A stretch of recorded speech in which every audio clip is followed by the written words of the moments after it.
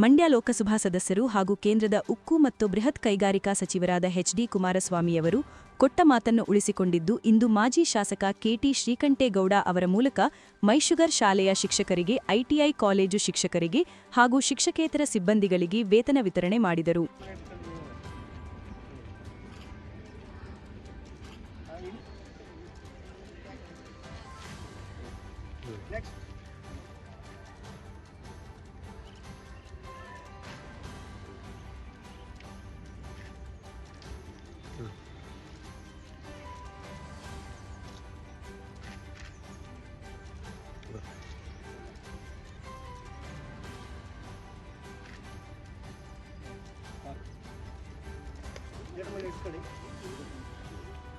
ನಂತರ ಮಾತನಾಡಿದ ಅವರು, ಮಂಡ್ಯ ಲೋಕಸಭಾ ಸದಸ್ಯರು ಹಾಗೂ ಕೇಂದ್ರ ಉಕ್ಕು ಮತ್ತು ಬೃಹತ್ ಕೈಗಾರಿಕಾ ಸಚಿವರಾದ ಎಚ್.ಡಿ. ಕುಮಾರಸ್ವಾಮಿ ಅವರು ಕೊಟ್ಟ ಮಾತನ್ನು ಉಳಿಸಿಕೊಂಡಿದ್ದಾರೆ. ಇಂದು ಅವರಿಗೆ ಬರುವ ವೇತನದ ಹಣದಲ್ಲಿ ಮೈಶುಗರ್ ಶಾಲೆಯ ಶಿಕ್ಷಕರಿಗೆ, ಐಟಿಐ ಕಾಲೇಜು ಶಿಕ್ಷಕರಿಗೆ ಹಾಗೂ ಶಿಕ್ಷಕೇತರ ಸಿಬ್ಬಂದಿಗಳಿಗೆ ವೇತನದ ಚೆಕ್ ವಿತರಣೆ ಮಾಡಿ, ಈ ಮೂಲಕ ಮೈಶುಗರ್ ಶಾಲೆ ಮತ್ತು ಐಟಿಐ ಕಾಲೇಜು ಯಶಸ್ವಿಯಾಗಿ ಮುನ್ನಡೆಯಲು ಅನುಕೂಲವಾಗುವ ವಾತಾವರಣಕ್ಕೆ ಕುಮಾರಸ್ವಾಮಿ ಅವರು ಕಾರಣೀಭೂತರಾಗಿದ್ದಾರೆ. ಅವರಿಗೆ ಶಾಲೆಗಳ ಪರವಾಗಿ ತುಂಬು ಹೃದಯದ ಕೃತಜ್ಞತೆ ಸಲ್ಲಿಸುತ್ತೇನೆ ಎಂದರು. ಈಗಾಗಲೇ ಮೈಶುಗರ್ ಶಾಲೆ ಮತ್ತು ಕಾಲೇಜು ಸಮಗ್ರ ಅಭಿವೃದ್ಧಿಗೆ ಒಪ್ಪಿಗೆ ನೀಡಿ ಅಂದಾಜು ಮೊತ್ತವನ್ನು ಸಿದ್ಧಪಡಿಸಿ ಕೇಂದ್ರ ಸರ್ಕಾರದ ಸಿಆರ್ಎಸ್ ಫಂಡ್ಗೆ ಸಲ್ಲಿಕೆ ಮಾಡಿದ್ದು, ಮಾರ್ಚ್ ತಿಂಗಳಿನಲ್ಲಿ ಹಣ ಬಿಡುಗಡೆಯಾಗುವ ಸಾಧ್ಯತೆ ಇದೆ ಎಂದು ಹೇಳಿದರು. ಮಂಡ್ಯ ಲೋಕಸಭಾ ಸದಸ್ಯರು ಮತ್ತು ಕೇಂದ್ರದ ಬೃಹತ್ ಕೈಗಾರಿಕಾ ಮತ್ತು ಉಕ್ಕು ಖಾತಾ ಸಚಿವರಾದಂಥ ಸನ್ಮಾನ್ಯ ಎಚ್.ಡಿ. ಕುಮಾರಸ್ವಾಮಿ ಅವರು ಕೊಟ್ಟ ಮಾತನ್ನು ಉಳಿಸಿಕೊಂಡಿದ್ದಾರೆ.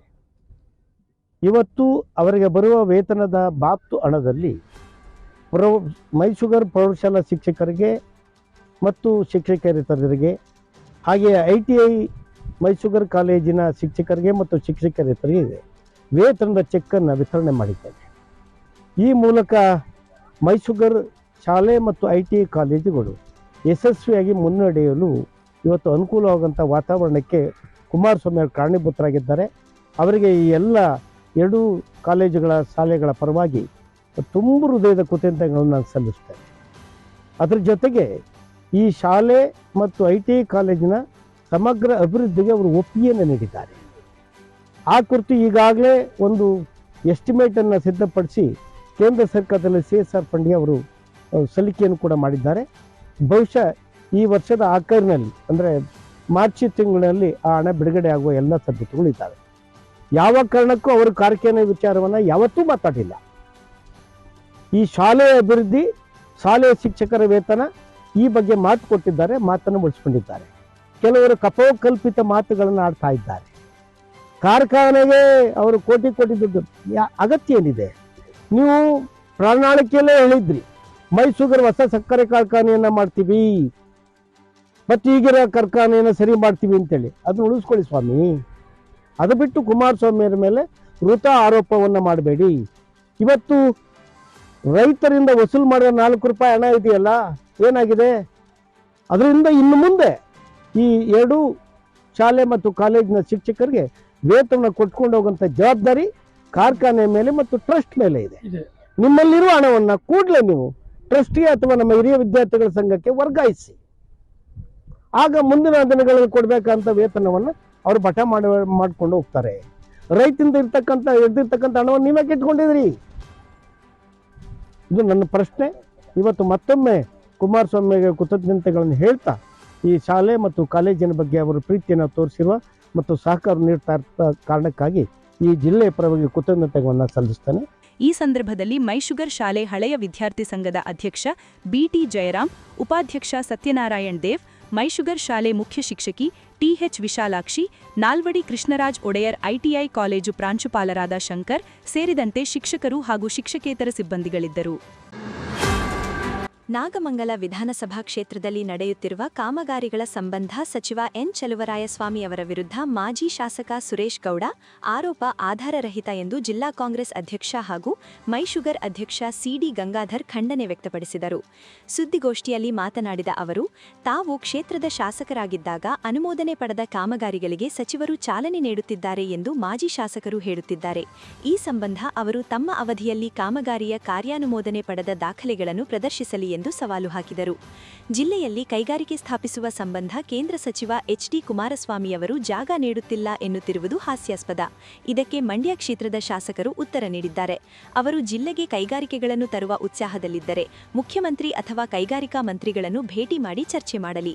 ಅದನ್ನು ಬಿಟ್ಟು 1.5 ವರ್ಷದಿಂದ ಕೇವಲ ಹೇಳಿಕೆಗಳಿಗೆ ತಮ್ಮನ್ನು ಸೀಮಿತಗೊಳಿಸಿಕೊಂಡಿದ್ದಾರೆ ಎಂದು ವಿಷಾದ ವ್ಯಕ್ತಪಡಿಸಿದರು. ಸ್ವಾರ್ಥಕ್ಕೆ ಶನಿವಾರ ಕ್ಷೇತ್ರಕ್ಕೆ ಬರುತ್ತಾರೆ ಎಂದು ನಮ್ಮ ನಾಯಕರ ವಿರುದ್ಧ ಮಾತನಾಡುವ ಸುರೇಶ್ ಗೌಡ ಅವರು ತಾನು ಕಳ್ಳ ಪರರ ನಂಬ ನಾಣ್ಣುಡಿಯಂತೆ ಸ್ವತಃ ಕ್ಷೇತ್ರದಲ್ಲಿರದ ಅವರು ಸ್ಥಳೀಯ ಸಂಸ್ಥೆಗಳ ಚುನಾವಣೆಯಲ್ಲಿಯೇ ಕಾಣದೇ ನಾಪತ್ತೆಯಾಗಿದ್ದರು.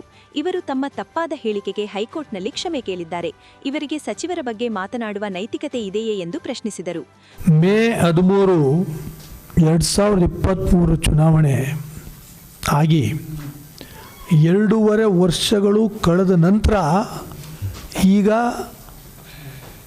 ಮಾಜಿ ಶಾಸಕರಿಗೆ ಕ್ಷೇತ್ರದ ಅಭಿವೃದ್ಧಿಯ ಬಗ್ಗೆ ಮತ್ತು ನಮ್ಮ ನಾಯಕರ ಬಗ್ಗೆ ಜ್ಞಾನೋದಯ ಆದಂಗೆ ಮಾತಾಡ್ತಾ ಇದ್ದಾರೆ. ಹಲವಾರು ಸ್ಥಳೀಯ ಸಂಸ್ಥೆಗಳ ಚುನಾವಣೆಯಲ್ಲಿ ನಾಗಮಂಗಲ ತಾಲೂಕು ಮಾಜಿ ಶಾಸಕ ನಾಪತ್ತೆಯಾಗಿದ್ದರು. ಕಾರ್ಯಕರ್ತರ ಕೈಗೂ ಸಿಗ್ದಲೇ ಏನವರು ಮತ ನೀಡಿದ್ರು ಅವ್ರಿಗೂ ಸಿಗ್ದಲೇ ಆಗಿಂದಾಗೆ ಆಗಾಗ ಬಂದು ಹೋಗುವಂಥ ಅತಿಥಿ ಥರ ಕ್ಷೇತ್ರಕ್ಕೆ ಬಂದು ಹೋಗ್ತಾಯಿದ್ರು. ಈಗ ನಮ್ಮ ನಾಯಕರು ಮಾಜಿ ಶಾಸಕರ ಅಭಿವೃದ್ಧಿ ಕಾರ್ಯಕ್ರಮಗಳ ಉದ್ಘಾಟನೆ 2.5 ವರ್ಷದ ನಂತರ ಹೇಳ್ತಾ ಇದ್ದಾರೆ. 2.5 ವರ್ಷದ ನಂತರ ನಾನು ತಂದಂಥ ಕಾರ್ಯಕ್ರಮನ ಇವರು ಉದ್ಘಾಟನೆ ಮಾಡ್ತಾವ್ರೆ ಅಂತ ದಯಮಾಡಿ ನಮ್ಮ ಮಾಧ್ಯಮ ಸ್ನೇಹಿತರ ಮೂಲಕ ಕೇಳಲಿಕ್ಕೆ ಬಯಸ್ತೀನಿ. ಅವ್ರಿಗೆ ನೀವು ತಂದಿರ್ತಕ್ಕಂಥ ಕಾರ್ಯಕ್ರಮಗಳ ಕಾರ್ಯಾದೇಶವನ್ನು ಅನುಮೋದನೆ ಆಗಿರ್ತಕ್ಕಂಥ ಪಟ್ಟಿಯನ್ನು ನೀವು ಬಿಡುಗಡೆ ಮಾಡಿ ಇದನ್ನು ನಾನು ತಂದಿದ್ದೆ ಇವರು ಉದ್ಘಾಟನೆ ಮಾಡ್ತಾವ್ರೆ ಅಂತ ಹೇಳಿದ್ರೆ ಜನನೂ ನಂಬ್ತಾರೆ, ಕಾರ್ಯಕರ್ತರು ನಂಬ್ತಾರೆ, ಆ ಪಕ್ಷದವರು ಕೂಡ ನಂಬ್ತಾರೆ. ಈ ರೀತಿ ಕಲ್ಪಿತವಾದ ಭಾವನೆಗಳನ್ನು ವ್ಯಕ್ತಪಡಿಸೋದ್ರ ಮೂಲಕ ನಮ್ಮ ನಾಯಕರ ತೇಜೋವಧೆ ಮಾಡ್ಬಿಡ್ತೀನಿ ನಾನು ಅಂತಕ್ಕಂಥದ್ದು ಏನಾರಾಗಿದ್ದರೆ ಅದು ನಿಮ್ಮ ಮೂರ್ಖತನದ ಪರಮಾವಧಿ ಅಂತ ಹೇಳಲಿಕ್ಕೆ ಬಯಸ್ತೀವಿ. ಕೆಲವು ತಿಂಗಳುಗಳಿಂದ ಉಚ್ಚ ನ್ಯಾಯಾಲಯದಲ್ಲಿ ಮಾನನಷ್ಟ ಮೊಕದ್ದಮೆ ಸಂಬಂಧಪಟ್ಟಂಗೆ ಇವರೇ ಕ್ಷಮೆ ಯಾಚಿಸವ್ರೆ. ನಾನು ಈ ರೀತಿ ಅನ್ನಬಾರ್ದಾಗಿತ್ತು, ನಂದು ಲೋಪ ಆಗಿದೆ ಅಂತ ಕ್ಷಮೆ ಯಾಚಿಸ್ಕೊಂಡು ವಿಡ್ರಾ ಮಾಡ್ಕೊಂಡವ್ರೆ. ಇಂಥವರು ಈಗ ನಮ್ಮ ನಾಯಕರ ಬಗ್ಗೆ ಮಾತಾಡಲಿಕ್ಕೆ ಹೊರಟವ್ರು. ಮಾನ್ಯ ಕೇಂದ್ರ ಸಚಿವರು ಮಾಧ್ಯಮದ ಮೂಲಕ ಜಿಲ್ಲೆ ಜನತೆಗೆ ಹೇಳ್ತಾ ಇದ್ದಾರೆ, ನಮ್ಗೆ ಯಾವುದು ಸ್ಥಳ ಕೊಟ್ಟಿಲ್ಲ ಅಭಿವೃದ್ಧಿ ಕಾರ್ಯಕ್ರಮಕ್ಕೆ ಅಂತ. ನಮ್ಮ ಮಂಡ್ಯ ಶಾಸಕರು ಉತ್ತರ ಕೊಟ್ಟಿದ್ದಾರೆ. ಈಗ ಆಲ್ರೆಡಿ ಬೇಕಾದಷ್ಟು ಜಾಗ ಕೊಡ್ತೀವಿ ಸ್ವಾಮಿ, ದಯಮಾಡಿ ನಿಮ್ಮ ಈ ಏನು ಅಭಿವೃದ್ಧಿ ಪರ ಕಾರ್ಯಕ್ರಮ ಇದೆ ಅದನ್ನು ದಯಮಾಡಿ ಅನುಷ್ಠಾನ ಮಾಡಿ ಅಂತ ಹೇಳ್ತಾ ಇದ್ದಾರೆ. ಇಲ್ಲಿ ತನಕಲೂ ಕೂಡ ನಮ್ಮ ಮುಖ್ಯಮಂತ್ರಿಗಳನ್ನಾಗಲಿ ಅಥವಾ ನಮ್ಮ ಕೈಗಾರಿಕಾ ಸಚಿವರನ್ನಾಗಲಿ ಭೇಟಿ ಮಾಡ್ತಕ್ಕಂಥ 1.5 ವರ್ಷಗಳಾದರೂ ಕೂಡ ಕೇಂದ್ರ ಸಚಿವರಾಗಿ 1.5 ವರ್ಷಗಳಾದರೂ ಕೂಡ ಆ ಯಾವುದೇ ರೀತಿಯಾದ ಅಭಿವೃದ್ಧಿ ಕಾರ್ಯಕ್ರಮಕ್ಕೆ ಇವರು ಭೇಟಿ ಮಾಡಿ ಮನವರಿಕೆ ಮಾಡ್ತಕ್ಕಂಥದ್ದು ಮಾಡ್ದಲ್ಲೇ ಮಂಡ್ಯಕ್ಕೆ ಆಗಿಂದಾಗೆ ಭೇಟಿ ಕೊಡುವಾಗ ಪ್ರಚಾರಕ್ಕೋಸ್ಕರ ಈ ರೀತಿಯ ತಪ್ಪು ಮಾಹಿತಿಗಳನ್ನು ಜನತೆಗೆ ಕೊಡೋದನ್ನು ದಯಮಾಡಿ ಇನ್ನು ಮುಂದಾದರೂ ನಿಲ್ಲಿಸಿ. ನಿಜವಾಗ್ಲೂ ಅಭಿವೃದ್ಧಿ ಪರವಾದ ಕಾಳಜಿ ಇದ್ದರೆ, ಕೈಗಾರಿಕೆ ತರಲೇಬೇಕು ಅನ್ನೋ ಉದ್ದೇಶ ಇದ್ದರೆ ಅದಕ್ಕೊಂದು ಹಂತಗಳಿದ್ದಾವೆ. ಸರ್ಕಾರ, ರಾಜ್ಯ ಸರ್ಕಾರ, ಕೇಂದ್ರ ಸರ್ಕಾರ ಕೆಲವೊಂದು ಹಂತಗಳಿವೆ. ಆ ಮೂಲಕ ಇವರು ಹೋದರೆ ಖಂಡಿತವಾಗಿಯೂ ನಮ್ಮ ಸರ್ಕಾರದ್ದು ಮತ್ತು ನಮ್ಮ ಜಿಲ್ಲಾ ಉಸ್ತುವಾರಿ ಸಚಿವರದ್ದು ಸಂಪೂರ್ಣವಾಗಿ ಸಹಕಾರ ಇರ್ತದೆ. ಅತ್ಯಂತ ಅಭಿವೃದ್ಧಿ ಪಥದಲ್ಲಿ ಇವತ್ತು ಜಿಲ್ಲೆ ಹೋಗ್ತಾ ಇದೆ ಅನ್ನುವಂಥದ್ದನ್ನು ಸಹಿಸ್ಕೋಕ್ಕಾಗ್ದಲೇ ಈ ರೀತಿ ಮಾತಾಡ್ತಾ ಇರ್ತಕ್ಕಂಥ ನಾಗಮಂಗಲ ಶಾಸಕನ ದುರ್ವರ್ತನೆಯನ್ನು ನಾವು ಖಂಡಿಸ್ತೀವಿ. ಬಹಿರಂಗ ಚರ್ಚೆಗೆ ಆಹ್ವಾನ ಕೊಡ್ತೀವಿ. ಇವರು ಆಡಳಿತ ಮಾಡಿದಂಥ 5 ವರ್ಷದಲ್ಲಿ ಏನೇನು ಅಭಿವೃದ್ಧಿ ಕಾರ್ಯಕ್ರಮಗಳನ್ನು ನಾಗಮಂಗಲ ತಾಲೂಕಿಗೆ ತಂದಿದ್ದಾರೆ ಕ್ಷೇತ್ರಕ್ಕೆ, ಅಥವಾ ನಮ್ಮ ನಾಯಕರು ಈ 2.5 ವರ್ಷದಲ್ಲಿ ಮಾಡಿರ್ತಕ್ಕಂಥ ಅಭಿವೃದ್ಧಿ ಕಾರ್ಯಕ್ರಮಗಳನ್ನು ಏನೇನು ಜಾರಿ ಮಾಡಿದ್ದಾರೆ ಅನ್ನುವಂಥದ್ದನ್ನು ನೇರ ಚರ್ಚೆಗೆ ಆಹ್ವಾನ ಮಾಡ್ತಾ ಇದ್ದೀವಿ. ಪಟ್ಟಿನ ತಗೊಂಡೇ ಬರ್ಬೋದು ಅವರು. ನಮ್ಮ ಹತ್ರ ಪಟ್ಟಿ ಇರ್ತಕ್ಕಂಥದ್ದನ್ನು ಕೂಡ ನಾವು ಹೇಳ್ತೀವಿ.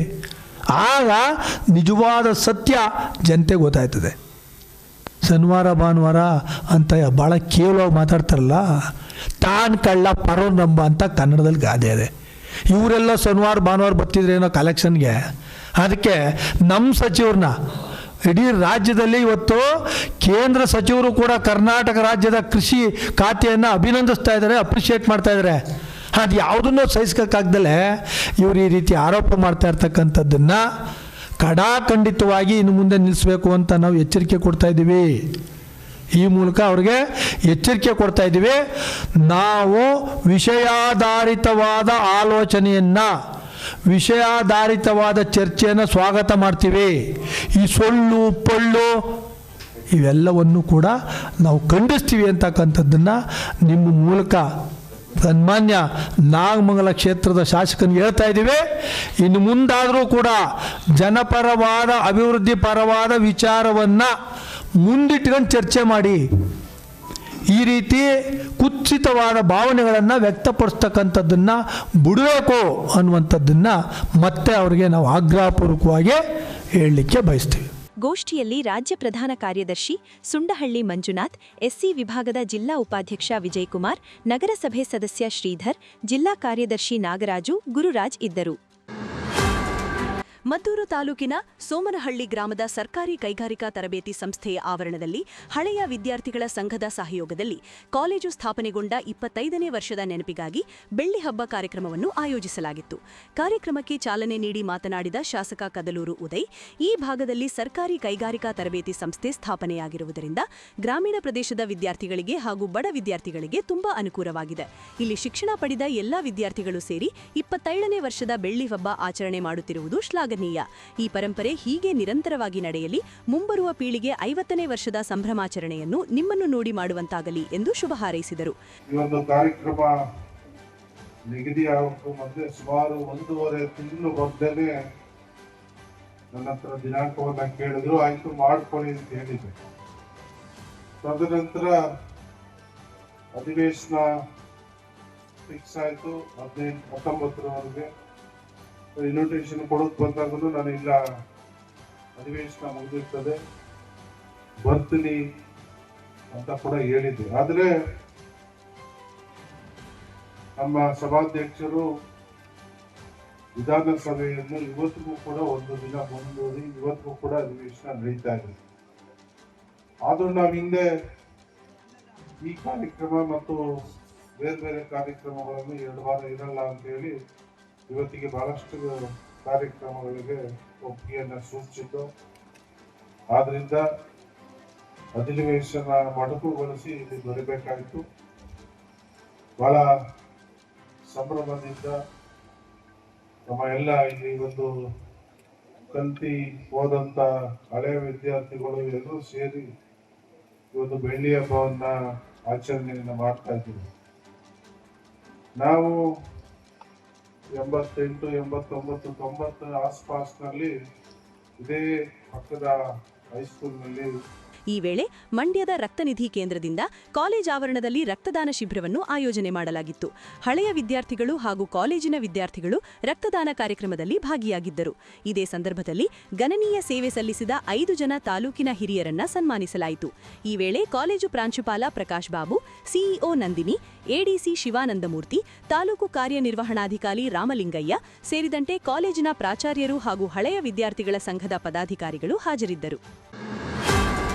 ಭಾರತೀ ನಗರದಲ್ಲಿ ಹಿರಿಯ ಸರ್ಕಾರಿ ಪ್ರಾಥಮಿಕ ಶಾಲೆಯ ವಿದ್ಯಾರ್ಥಿಗಳು ಮಂಡ್ಯ ರಸ್ತೆ, ಮದ್ದೂರು ಮಳವಳ್ಳಿ ಮುಖ್ಯ ರಸ್ತೆ, ಜಿ ಮಾದೇಗೌಡ ಬಡಾವಣೆ, ಮಾರಿಗುಡಿ ರಸ್ತೆ ಡಿಸೆಂಬರ್ 21ರಂದು ಪಲ್ಸ್ ಪೋಲಿಯೋ ಕಾರ್ಯಕ್ರಮ ಇರುವುದರಿಂದ ಸರ್ಕಾರಿ ಶಾಲೆ ವಿದ್ಯಾರ್ಥಿಗಳಿಂದ ಪಲ್ಸ್ ಪೋಲಿಯೋ ಜಾಥಾ ನಡೆಯಿತು.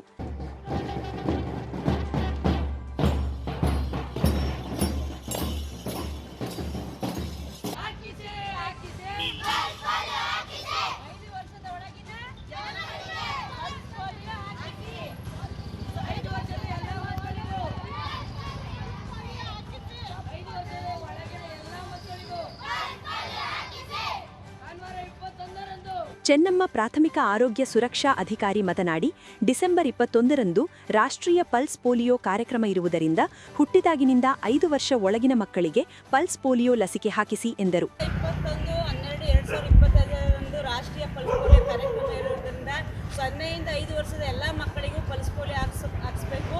ಇದು ಭಾರತಾದ್ಯಂತ ಸಿಗುವಂಥ ಕಾರ್ಯಕ್ರಮ. ಹುಟ್ಟಿದ ಮಕ್ಕಳಿಗೂ ಕೂಡ ಪಲ್ಸ್ ಪೋಲಿಯೋನ ಹಾಕಿಸ್ಬೇಕು. ಎಷ್ಟೇ ಬಾರಿ ಹಾಕಿಸಿದರೂ 21-12-2025ರಂದು ಪಲ್ಸ್ ಪೋಲಿಯೋ ಹಾಕಿಸಿ 5 ವರ್ಷದ ಎಲ್ಲ ಮಕ್ಕಳಿಗೂ. ಅಂಗವಿಕಲತೆ ಶಾಲಾ ಮುಖ್ಯ ಶಿಕ್ಷಕಿ ಸುನೀತಾ, ಆಶಾ ಕಾರ್ಯಕರ್ತರು ಮತ್ತು ಅಂಗನವಾಡಿ ಕಾರ್ಯಕರ್ತರು ಇದ್ದರು. ಮದ್ದೂರು ಪಟ್ಟಣದ ಪ್ರವಾಸಿ ಮಂದಿರ ವೃತ್ತದಿಂದ ಕೊಲ್ಲಿ ವೃತ್ತದವರೆಗೆ ರೋಟರಿ ಸಂಸ್ಥೆ ಮದ್ದೂರು, ವರ್ಧಮನ್ ಪ್ಯಾರೋ ಕಾಲೇಜು ವಿದ್ಯಾರ್ಥಿಗಳು ಹಾಗೂ ಸಂಘ ಸಂಸ್ಥೆಗಳ ಸಹಯೋಗದಲ್ಲಿ ಪಲ್ಸ್ ಪೋಲಿಯೋ ಲಸಿಕೆ ಕಾರ್ಯಕ್ರಮಕ್ಕೆ ಸಂಬಂಧಿಸಿದಂತೆ ಎಲ್ಲರೂ 21ರ ಭಾನುವಾರ 5 ವರ್ಷ ಒಳಗಿನ ಮಕ್ಕಳಿಗೆ ಪಲ್ಸ್ ಪೋಲಿಯೋ ಲಸಿಕೆ ಹಾಕಿಸುವ ಮೂಲಕ ಪೋಲಿಯೋ ಮುಕ್ತ ಭಾರತವನ್ನು ಮಾಡಬೇಕು ಎಂಬ ಘೋಷಣೆಯೊಂದಿಗೆ ಜಾಥಾ ನಡೆಸಿದರು.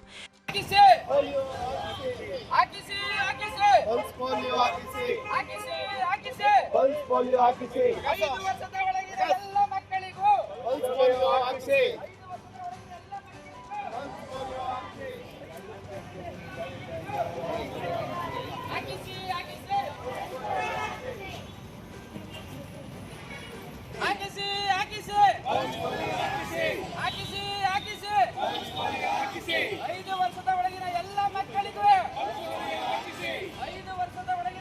ಜಾಥಾ ಕಾರ್ಯಕ್ರಮಕ್ಕೆ ಹಿರಿಯ ವೈದ್ಯರಾದ ಡಾಕ್ಟರ್ ಸಿದ್ದೇಗೌಡ ಚಾಲನೆ ನೀಡಿ ಪೋಲಿಯೋ ಮುಕ್ತ ಭಾರತವನ್ನಾಗಿ ನಾವೆಲ್ಲರೂ ಮಾಡೋಣ ಎಂದು ಶುಭ ಹಾರೈಸಿದರು.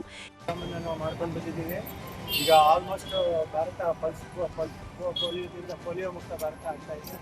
ಆದ್ದರಿಂದ ನಾವು ಕೊನೆ ಹಂತದಲ್ಲಿ ಇರೋದ್ರಿಂದ ಇದು ತುಂಬ ಇಂಟೆನ್ಸಿವ್ ಆಗಿ ಮಾಡಿ ಯಾವುದೇ ಮಕ್ಕಳನ್ನು 5 ವರ್ಷದಿಂದ ಕೆಳಗಿರ್ತಕ್ಕಂಥ ಮಕ್ಕಳನ್ನು ಮಿಸ್ ಮಾಡ್ದೇನೆ ಎಲ್ಲ ಮಕ್ಕಳಿಗೂ ಮುಂಚೆ ಎಷ್ಟು ಸಾರಿ ಹಾಕಿಸಿದ್ರು ಕೂಡ ಮತ್ತೆ ಈಗ 2ನೇ ಪೋಲಿಯೋವನ್ನು ಹಾಕಿ ಪೋಲಿಯೋ ಮುಕ್ತ ಭಾರತವನ್ನಾಗಿ ಮಾಡೋದಕ್ಕೆ ಈ ಒಂದು ಅಭಿಯಾನಕ್ಕೆ ಈ ವೇಳೆ ರೋಟರಿ ಕ್ಲಬ್ನ ಅಧ್ಯಕ್ಷ ಶ್ರೀನಿವಾಸ್, ಪದಾಧಿಕಾರಿಗಳಾದ ಹೊನ್ನೇಗೌಡ, ರಾಜೇಶ್, ನಿವೃತ್ತ ಯೋಧ ಕುಮಾರ್, ಡಿಪಿ ಶಿವಪ್ಪ ಸೇರಿದಂತೆ ಇತರರು ಹಾಜರಿದ್ದರು. ನಮ್ಮ ಹಿಂದಿನ ಕಾಲದ ಗ್ರಾಮೀಣ ಪ್ರದೇಶದಲ್ಲಿ ಮದುವೆ ಶುಭ ಸಮಾರಂಭಗಳಲ್ಲಿ ಹಾಗೂ ಹೊಲಗದ್ದೆಗಳಲ್ಲಿ ಕೆಲಸ ಮಾಡುವಾಗ ಹಾಡುತ್ತಿದ್ದ ಸೋಬಾನೆ ಪದಗಳು ಹಾಗೂ ಜನಪದ ಕಲೆಗಳನ್ನು ಇಂದಿನ ಯುವ ಪೀಳಿಗೆ ಉಳಿಸಿ ಬೆಳೆಸುವ ಪ್ರೋತ್ಸಾಹಿಸುವ ನಿಟ್ಟಿನಲ್ಲಿ ಮುಂದಾಗಬೇಕಾಗಿದೆ ಎಂದು ಒಕ್ಕಲಿಗರ ಸಂಘದ ಮಳವಳ್ಳಿ ತಾಲೂಕು ಅಧ್ಯಕ್ಷರಾದ ವಿಪಿ ನಾಗೇಶ್ ಕರೆ ನೀಡಿದರು. ಸಮೀಪದ ಬೆಣಮನಹಳ್ಳಿ ಗ್ರಾಮದ ಬಳಿ ಇರುವ ಶ್ರೀ ಕೋಡಿ ಅರ್ಕೇಶ್ವರ ಸ್ವಾಮಿ ದೇವಸ್ಥಾನದ ಆವರಣದಲ್ಲಿ ಕೆಂಪೇಗೌಡ ಸಾಮಾಜಿಕ ಮತ್ತು ಸಾಂಸ್ಕೃತಿಕ ಟ್ರಸ್ಟ್ ಲಿಂಗಪಟ್ಟಣ ಹಾಗೂ ಕನ್ನಡ ಮತ್ತು ಸಾಂಸ್ಕೃತಿಕ ಇಲಾಖೆ ಬೆಂಗಳೂರು ಇವರ ವತಿಯಿಂದ ಜನಪದ ಸಾಂಸ್ಕೃತಿಕ ಸಂಭ್ರಮ 2024-25ನೇ ಕಾರ್ಯಕ್ರಮಕ್ಕೆ ಅವರು ನಗಾರಿ ಬಾರಿಸುವುದರ ಮುಖಾಂತರ ಚಾಲನೆ ನೀಡಿ ಮಾತನಾಡುತ್ತಾ, ಕೆಂಪೇಗೌಡ ಸಾಮಾಜಿಕ ಮತ್ತು ಸಾಂಸ್ಕೃತಿಕ ಟ್ರಸ್ಟ್ನ ಅಧ್ಯಕ್ಷರಾದ ಗಂಗಾಧರ್ ಅವರು ಈ ಟ್ರಸ್ಟಿನ ಮೂಲಕ ಅಳಿವಿನಂಚಿನಲ್ಲಿರುವ ಸೋಬಾನೆ ಪದ ಮುಂತಾದ ಜನಪದ ಕಲೆಗಳನ್ನು ಉತ್ತೇಜಿಸಲು ಅವುಗಳನ್ನು ಗ್ರಾಮೀಣ ಮಟ್ಟದಲ್ಲಿ ಎತ್ತಿ ಹಿಡಿದು ಪ್ರೋತ್ಸಾಹಿಸಿ ಬೆಳೆಸಲು ಪ್ರಾರಂಭಿಸಿದ್ದಾರೆ. ಇದು ಮುಂದೆ ಹೆಚ್ಚಿನ ರೀತಿಯಲ್ಲಿ ಯಶಸ್ವಿಯಾಗಲಿ, ಅವರ ಆಶಯ ಸಾಕಾರವಾಗಲಿ ಎಂದು ಶುಭ ಹಾರೈಸುತ್ತೇನೆ ಎಂದರು.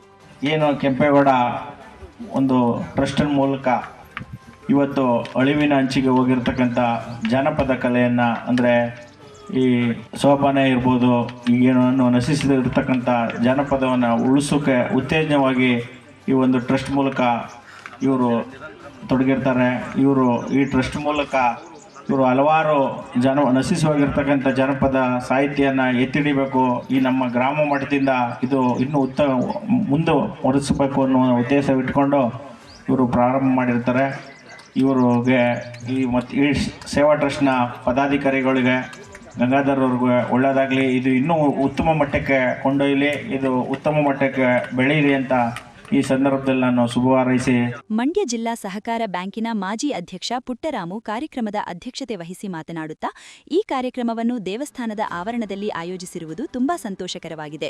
ಸುಂದರವಾದ ಪ್ರಕೃತಿಯ ಸೊಬಗಿನ ನಡುವೆ ಕೆರೆಯ ಬಳಿ ಹಮ್ಮಿಕೊಂಡಿರುವ ಕಾರ್ಯಕ್ರಮದಲ್ಲಿ ಎಲ್ಲ ಜನರು ತಮ್ಮ ವ್ಯಾವಹಾರಿಕ ಮತ್ತು ಯಾಂತ್ರಿಕ ಬದುಕಿನ ಜಂಜಾಟದಿಂದ ಬಿಡುವು ಮಾಡಿಕೊಂಡು ಕಾರ್ಯಕ್ರಮದಲ್ಲಿ ಪಾಲ್ಗೊಂಡಿರುವುದು ಶ್ಲಾಘನೀಯ. ಅದೇ ರೀತಿ ನಮ್ಮ ಜನಪದ ಕಲೆಯನ್ನು ಉಳಿಸಿ ಬೆಳೆಸುವ ನಿಟ್ಟಿನಲ್ಲಿ ಹೆಚ್ಚಿನ ಸಾಧನೆ ಈ ಸಂಸ್ಥೆ ಮಾಡಲಿ ಎಂದರು. ನಾವೆಲ್ಲ ತುಂಬಾ ಚಿಕ್ಕ ಹುಡುಗರಿದ್ದಾಗ ಒಂದು 35 ವರ್ಷದ ಹಿಂದೆ ಇಲ್ಲೆಲ್ಲ ಮದುವೆಗಳು ನಡೆಯುವ, ಇಲ್ಲಿ ಊಟ ಮಾಡ್ಕೊಂಡು ಬಹಳ ಚೆನ್ನಾಗಿರ್ತಿತ್ತು ಇಲ್ಲಿ ಕೆರೆ. ಆ ಕಾಲ ಈಗ ಹೇಗೆ ತುಂಬಿತ್ತು ಆಗ್ಲೂ ತುಂಬ್ತಿತ್ತು ಕೆರೆ ಅಲ್ಲಿ. ಈಗ ನಾವು ಈ ಲಿಫ್ಟ್ ಇರಿಗೇಷನ್ ತುಂಬಿಸಿದ್ದೀವಿ, ಆಗ ನ್ಯಾಚುರಲ್ಗೆ ತುಂಬ್ತಿತ್ತು. ಆಗ ಇಲ್ಲಿ ಚಿಕ್ಕ ಹುಡುಗರಿದ್ದಾಗ ಇಲ್ಲೆಲ್ಲ ಒಂದು 5 ಮದುವೆ 6 ಮದುವೆ ತುಂಬ ಯಾವ ಮದುವೆ ಯಾವುದು ಅಂತ ಕನ್ಫ್ಯೂಸ್ ಆಗೋದು. ಆ ಥರ ಮದುವೆಗಳಿಗೆ ಇಲ್ಲೆಲ್ಲ ಬಂದಿದ್ದು ಬಿಟ್ಟರೆ ಇದೇ ರೋಡಲ್ಲಿ ನಾವು ಓಡಾಡಿದ್ರು ಕೂಡ ಈ ಕಡೆ ಬರುವಂಥ ಯೋಗ ಅವಕಾಶ ನಮಗೆ ಸಿಕ್ಕಿಲ್ಲ. ಭಾಳ ಖುಷಿ ಆಯಿತು. ಇಲ್ಲಿ ಅರಕೇಶ್ವರ ದೇವಸ್ಥಾನಕ್ಕೆ ಬಂದು ನನಗೂ ಕೂಡ ಒಂದಿಷ್ಟು ವರ್ಷ ಆದಮೇಲೆ ಇಲ್ಲೇ ಇತ್ಕೊಂಡು ಬರಲಿಲ್ವಲ್ಲ ಅಂದ್ಕೊಂಡು ಬಂದು ಖುಷಿ ಆಯಿತು. ಈ ಕಾರ್ಯಕ್ರಮ ಯಶಸ್ವಿ ಆಗಲಿ. ಮತ್ತು ಇದೇ ಥರ ನಮ್ಮ ಕುಮಾರ್ ಅವರು ಕುಂತೂರವರು ಅವರು ಇದು ನನ್ನ ಕೇಳಿದೆ, ಈಗ ಅವ್ರಿಗೆ ಫೋನ್ ಮಾಡಿ ಎಲ್ಲಿ ತಾವು ಕಾಣಲಿಲ್ವಲ್ಲ ಅಂತ. ಅವರು ಸಡಗರದಿಂದ ಅವರು ಎಲ್ಲರದ್ದು ಅವ್ರದ್ದೇ ಮುಂದಾಳತ್ವ ಕಾಣ್ತಿತ್ತು. ಮಲ್ಲೇಶ್ ಮತ್ತು ತಂಡದಿಂದ ತಮಟೆ ವಾದನ, ಪ್ರಸಾದ ಮತ್ತು ತಂಡ ಬನ್ನೂರು ಇವರಿಂದ ಪೂಜಾ ಕುಣಿತ, ಮಂಜುನಾಥ್ ಮತ್ತು ತಂಡ ಮಂಡ್ಯದವರಿಂದ ವೀರಗಾಸೆ ಕುಣಿತ, ಶ್ರೀಧರ್ ಮತ್ತು ತಂಡದಿಂದ ಪಟದ ಕುಣಿತ, ಹರ್ಷ ಮತ್ತು ತಂಡಗಳಿಂದ ಸಮೂಹ ನೃತ್ಯ, ಚೀತು ಮತ್ತು ತಂಡದಿಂದ ಡೊಳ್ಳು ಕುಣಿತ, ಶಿವು ಮತ್ತು ತಂಡದಿಂದ ಚಿಲಿಪಿಲಿ ಗೊಂಬೆ ಕಾರ್ಯಕ್ರಮವನ್ನು ಆಯೋಜಿಸಲಾಗಿತ್ತು. ಕಾರ್ಯಕ್ರಮದಲ್ಲಿ ಟ್ರಸ್ಟಿನ ಅಧ್ಯಕ್ಷರಾದ ಗಂಗಾಧರ್, ಅಂತಾರಾಷ್ಟ್ರೀಯ ಮಟ್ಟದ ಗಾಯಕರು ಹಾಗೂ ಸಾಹಿತಿಗಳೂ ಆದ ಬಿಆರ್ ಶಿವಕುಮಾರ್, ಲಿಂಗಪಟ್ಟಣ ಗ್ರಾಮ ಪಂಚಾಯಿತಿ ಅಧ್ಯಕ್ಷೆ ಸುಕನ್ಯಾ, ನಿಟ್ಟೂರು ಗ್ರಾಮ ಪಂಚಾಯಿತಿ ಅಧ್ಯಕ್ಷೆ ಶಿವಮ್ಮ, ಮರಿಸ್ವಾಮಿ, ರಮೇಶ್, ಕುಮಾರ್, ದೊರೆಸ್ವಾಮಿ, ಮಂಜು, ಎಂಕೆ ಮಾದೇವ, ಶಿವಕುಮಾರ್ ಸೇರಿದಂತೆ ಇತರರಿದ್ದರು. ತುಮಕೂರಿನಿಂದ ಹೊರಟ ಶಬರಿಮಲೆ ಮಾಲಾಧಾರಿಗಳ ಪಾದಯಾತ್ರೆ ಅಯ್ಯಪ್ಪನ ಮೇಲಿನ ಭಕ್ತಿಯನ್ನು ತೋರಿಸಿದೆ. ಅಯ್ಯಪ್ಪ ಸ್ವಾಮಿ ಮಾಲಾಧಾರಿಗಳ ಪಾದಯಾತ್ರೆ ಅಯ್ಯಪ್ಪ ದೇವರ ಸನ್ನಿಧಾನದತ್ತ ಹೆಜ್ಜೆ ಹಾಕುತ್ತಿದೆ.